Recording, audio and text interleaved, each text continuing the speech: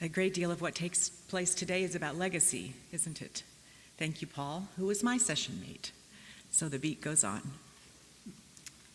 An anonymous writer once wrote that the beauty of a woman is not in the clothes that she wears, the figure that she carries, or the way that she combs her hair. The beauty of a woman must be seen from her eyes because that is the doorway to her heart, the place she resides.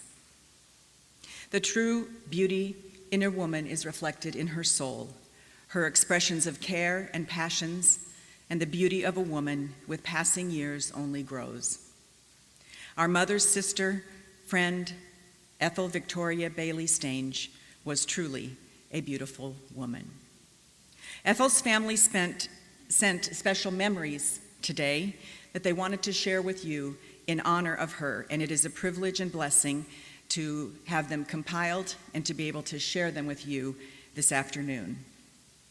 Ethel's great love of family and pride in being part of the Bailey family was always evident. She enjoyed looking at old pictures and recalling her life growing up, mostly in Iowa, as an officer's child. She would tell of cottage prayer meetings in a farmer's home, and the children would chase each other through cornfields. She remembered that each Christmas she would receive a new dress from the Salvation Army, and Grandpa Bailey told her that it was from the general. She was always impressed. Ethel was athletic and was the catcher on the softball team. She could hit the ball over the fence. She was a good student, and together with her sister Lillian would write adventure stories. They loved to ice skate on a pond in a cemetery at the end of the street in Marshalltown, Iowa, and she always boasted that she could skate backwards. Ethel had outstanding penmanship, and one of Sue's treasures are handwritten recipes in Ethel's beautiful script. Ethel's great love for music was evident in her ability to excel. As a teenager of 14, she won a solo contest and was selected to play a solo on the stage of Chicago's Orchestra Hall. Her memory box was full of medals and pins and certificates that she had both won in public school and at Salvation Army musical events. Ethel loved Army Lake Camp in Wisconsin, where she worked for 3 summers as a waitress on the camp staff. Well, it was a happy day when her true love, Kenneth Stange, an ex-GI home from World War II, walked into a music rehearsal in Milwaukee, Wisconsin. It was love at first sight, and they were married soon. 3 days after the wedding, they entered the Salvation Army training school to fulfill a calling from God to serve in ministry as Salvation Army officers. Ethel was an outstanding officer. She and Kenny led some prestigious corps with demanding schedules and very strong local officers. She was a model of gracious, loving, and kind pastoral leadership. Ethel was a hard worker and admired for her compassion for the loneliest and the neediest. Ethel and Ken's greatest joy was found working at the Detroit Harbor Light Center, where they served the homeless and addicted in the inner city. She worked hard at keeping the center organized, clean, and the food services up to code. She loved the pastoral care of this appointment. They always called the Harbor Light the place of new beginnings. It was there she put her accordion to good use, and she would sing duets with her Kenny. Ethel was a true friend and faithful to her God, her family, and her calling. Sue remembers coming home from school to find her mother reading her Bible and praying for her children. Ethel's best attributes are reflected in all 4 of her children. At one point in time, she was told she would never have children, but God blessed them with 4, all nicely spaced out, we might add, with 5 years between each one of them. Each child was unique and gifted, each bearing traits of both parents. To Sue, she taught the importance of recognizing the good in every day. She taught the importance of keeping an organized, clean home with everything in its place. Bill, is that true? Yeah, okay. Don't stray from the script, Heidi, just read the script. Okay. She was taught about being a good hostess and how to receive guests with grace. Ethel loved to bake and experiment. sometimes with great results, but sometimes creating something never to be forgotten. To Sue, she taught the importance of keeping life balanced between officer responsibilities and family, and she could account for every penny they spent. She passed on to Sue her love of silly songs and caring ministry, especially to the elderly. In her final days, it was the songs and auto harp that kept boredom away.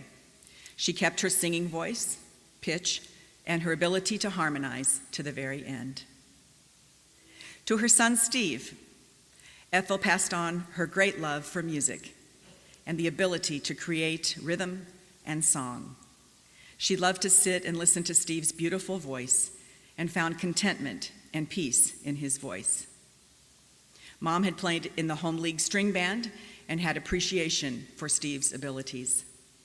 Ethel also taught Steve the art of compassion in caring for his spouse in their last days, as Steve walked this path with his beautiful wife, Barb. Ethel took great care of her mother in Grandma Bailey's last days, showing how to give her dignity and comfort, and showed that same compassion as she cared for her own dear Kenny in the last days. Devotion and faithfulness were key, and this she passed on to her son, Steve. Ethel taught her son, John, to appreciate the good in others. Her gentleness, sweet disposition, infectious smile, and loving demeanor were all traits that she passed on to him. Ethel also gave John a love for gardening. She loved her geraniums and kept beautiful flower beds wherever she lived. Even in her latter days, she loved her flowers, whether they were artificial or real. John always had the green thumb, and it just may be from Mom or even Grandpa Bailey, who always kept a garden. When John would visit, she would enjoy just holding his hand, and his calming presence helped her. The finale to our foursome was Jeff. Kenneth Jeffrey was his name. To Jeff, Ethel passed on her fun, loving, wild, and crazy, adventuresome side of life. Some of the funniest family stories belong to Ethel and Jeff. We don't know why, but for some reason, it was always Jeff she was worried about, especially in her latter days when her mind was a bit more confused. She worried that he had enough to eat. She worried that he had gotten off to school. She worried that he'd come home from school. Jeff also inherited the entrepreneurial, creative side of his mother, and she always wanted some of the maple syrup tapped from his trees. Jeff sounded and looked the most like Mom's precious husband, Kenny. After visits to Florida, she would always ask, "Where did Kenny go?" referring to Jeff. Ethel loved you, her church, the Clearwater Salvation Army. She loved participating in bands, songsters, the home league, and the string band, and she loved wearing her uniform. But most of all, she loved and cherished the friends and relationships that she found here. In her final days, Ethel never lost her warm smile, her need to hold a hand, and her ability to express her love and appreciation for those who cared for her. She found great joy in seeing little children. She loved the holidays, all of them, but especially Christmas, when she would hang photo ornaments of herself, her children, her family on her tree. She took great pride and care in her appearance, and she loved her little apartment at Regal and Cypress Palms. She was a beautiful lady inside and out. She loved her bling and her dazzle. She loved her colorful shoes, her red glasses, her rhinestone bracelets, and her earrings. It was the simplest things in life that gave her joy. Ethel loved life. She loved her family. She loved her brother Fred and her guardian angel Bodil. She loved her fun-loving sister Shirley, who always told her, "Now don't you go leaving me and Fred." But the Lord, in his time, took her in the most beautiful way. Most of all, Ethel loved God. We used to tease her that her favorite song was "Somewhere Over the Rainbow," and she wanted to wake up where the clouds were far behind her.